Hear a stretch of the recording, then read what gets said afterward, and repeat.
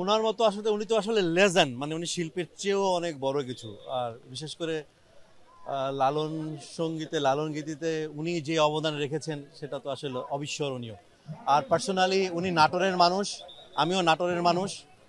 তো সেই অর্থে আমি আমার মানে এলাকার এক বড় বোনকে হারিয়েছি। নিঃসন্দেহে আমাদের মিউজিক ইন্ডাস্ট্রির অনেক বড় একটা ক্ষতি হলো। আমি জানি না ওনার জায়গা আর পূরণ হবে কিনা, কারণ অনেক অনেক ট্যালেন্টেড মিউজিশিয়ান আছে আমাদের দেশে, কিন্তু একজন ফরিদা ইয়াসমিনের মতো মানুষ, ফরিদা পারভিনের মতো একজন মানুষ, আরেকজন শিল্পী, জানি না আগামী কত কত দশক লাগবে আসলে আসতে। তো সেই অর্থে একটা অপূরণীয় ক্ষতি হলো।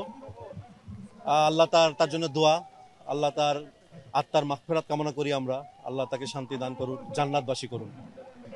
হ্যাঁ, আসলে তো চলে তো যেতেই হবে। একজন চলে যাবে, আরেকজন জায়গা পূরণ করবে, আগামীতে আরো গুণীজন তৈরি হবে। কিন্তু আসলে পৃথিবীর প্রতিটা আত্মা, প্রতিটা সোল, প্রতিটা মানে মানুষই তো আসলে ইউনিক। সেই অর্থে কেউ কারো আসলে পরিপূরক হবে না, কেউ কারো জায়গা পূর্ণ করতে পারবে না। হয়তো তার চেয়েও বড় শিল্পী আগামীতে আসতে পারে, কিংবা তার মানে তার মতো আসলে কেউ হবে না। হ্যাঁ, তার শুরুটা হয়েছিল নজরুল নিয়ে।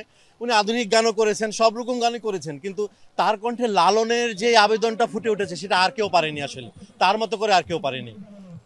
আমি কিছুক্ষণ আগে খবরটা পাইলাম। একটা ব্যাপার কি, যে গান বাজনা যে একটা সাধনার ব্যাপার না, এই ব্যাপারটাই আসলে এই এক একজন মানে পাহাড় সম মানুষের সাথে সাথে চলে যাচ্ছে।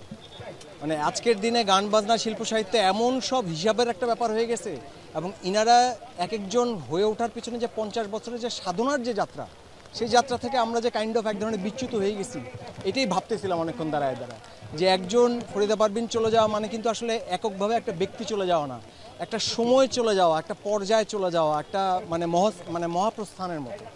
এর মানে আমি জানি না এটা আসলে কিভাবে আমরা এরপরের প্রজন্ম কিভাবে মানে ফরিদা পারভিন তো আরেকটা হয় না, ফরিদা পারভিন আরেকটা হওয়ার প্রশ্নও আসে না, কিন্তু এক একটা প্রজন্মকে তার আগের প্রজন্ম থেকে যে পরম্পরা ধরে যে আগায় যেতে হয় শিল্প সাহিত্য সংস্কৃতির জন্য, সেই যে একটা বিশাল গর্ত হয়ে গেল।